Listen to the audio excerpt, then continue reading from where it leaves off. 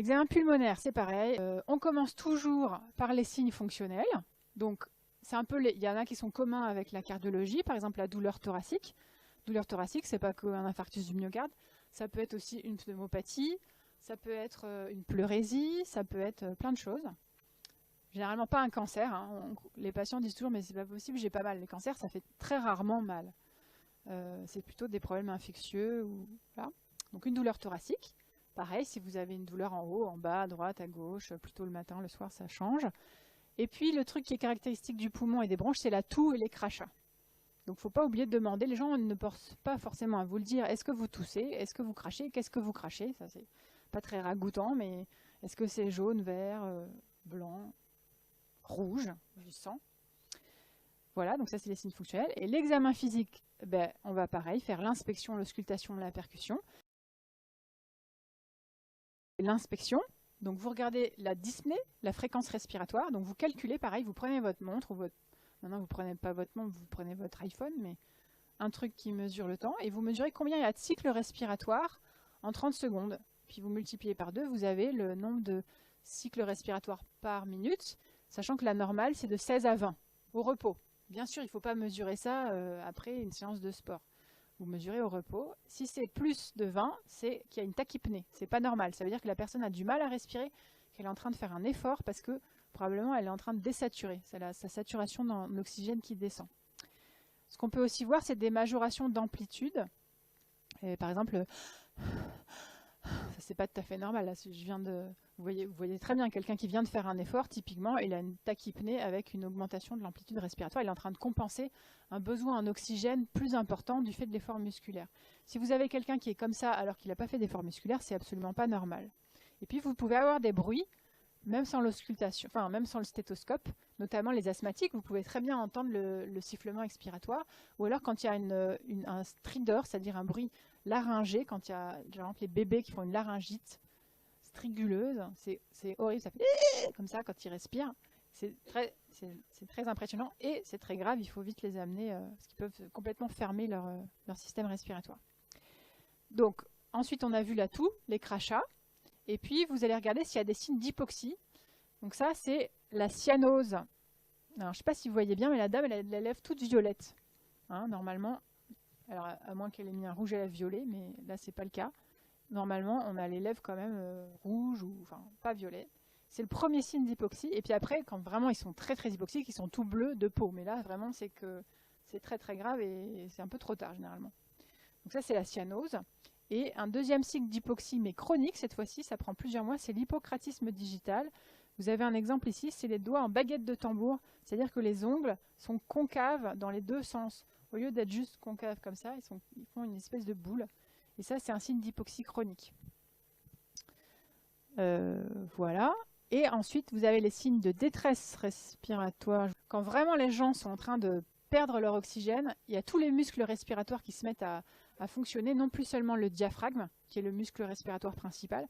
Et donc, vous avez tout qui concourt à essayer d'améliorer l'inspiration et l'expiration. Donc, vous avez un balancement thoraco-abdominal. C'est quand vous avez les muscles abdominaux qui aident à respirer. Et donc, normalement, quand vous respirez, vous avez à la fois le thorax et l'abdomen. Si vous regardez quelqu'un respirer de profil en dormant, il y a le thorax et l'abdomen qui se lèvent en même temps.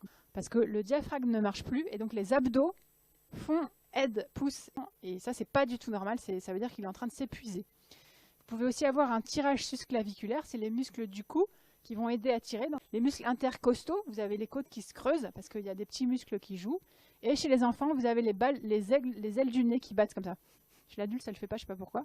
Ça veut dire que c'est en train d'aller très mal. L'auscultation du thorax, ça se fait derrière, l'auscultation du poumon, parce que sinon devant on entend le cœur en fait, et on n'entend pas bien. Et pareil, vous allez entendre ce qu'on appelle normalement, vous allez essayer sur quelqu'un, le murmure vésiculaire à l'inspiration. Vous entendez, c'est très doux, c'est très léger, c'est très particulier, et vous devez bien vous mettre ça dans l'oreille, parce que si vous n'entendez pas ça, c'est qu'il y a un problème. Donc vous pouvez entendre soit pas de murmure vésiculaire, c'est pas normal. C'est peut-être parce qu'il y a un épanchement pleural dans la plèvre, donc soit de l'eau, soit de l'air. Soit vous entendez des bruits surajoutés, comme des crépitants, on a vu tout à l'heure. Donc ça peut être de l'eau, soit un œdème pulmonaire, soit c'est une infection pulmonaire, soit vous entendez des souffles, S'il y a une bronche qui est bouchée, vous pouvez entendre un souffle tubaire comme ça, comme si on souffle dans un tube. Puis vous pouvez entendre des sifflements, comme dans l'asthme. Alors là, c'est en expiration, et vous entendez des petits sifflements, comme des petits cris de souris. À l'expiration, ça c'est un signe de fermeture des bronches. La percussion pulmonaire, on ne l'a pas fait pour la cardio parce qu'il y a peu de percussion. Donc ça, c'est le fameux mouvement comme ça. Si vous tapez sur un endroit creux comme le thorax, ça fait un bruit sonore. Et si vous tapez sur un endroit plein, ça fait un bruit mat. C'est pareil, ça, il faut avoir un peu l'oreille. Mais ça vous permet de savoir s'il y a de l'eau ou de l'air autour du poumon. Pour la percussion, il est important que la main épouse la paroi thoracique. Le troisième doigt doit être dans l'axe des côtes, dans l'espace intercostal. Et avec l'autre main, on fait un mouvement de touche de piano pour percuter.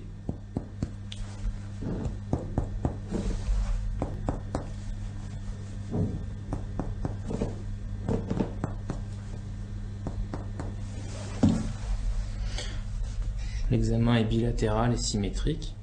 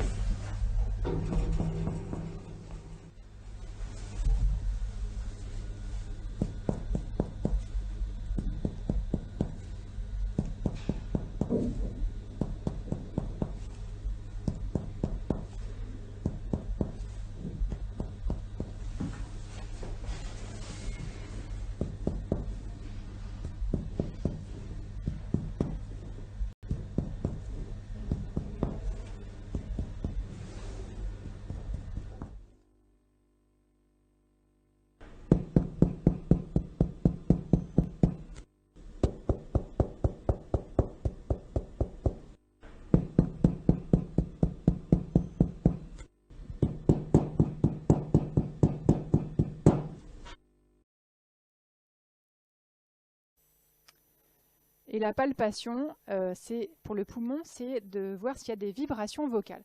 Quand vous parlez, là je parle, je mets ma main sur mon thorax et en fait ça vibre.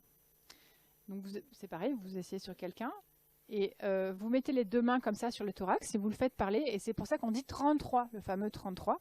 C'est parce que quand on roule les R, ça fait vibrer tout l'arbre bronchique et ça se sent à la main. Et ça veut dire qu'il y a que tout l'arbre bronchique est conservé et qu'il n'y a pas de liquide ou d'air entre l'arbre bronchique et la paroi. Et donc ça s'appelle les vibrations vocales. Normalement, vous les percevez des deux côtés sur tout le thorax. Quand vous ne les percevez pas, c'est soit qu'il y a de l'eau, soit qu'il y a de l'air entre le poumon, donc c'est un épanchement pleural. Alors, vous allez dire 33, s'il vous plaît? 33. Encore? 33. 33. Très bien. 33. 33.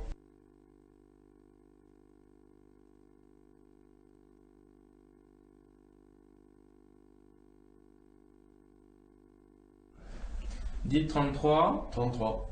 Encore. 33. Encore. 33. Encore. 33.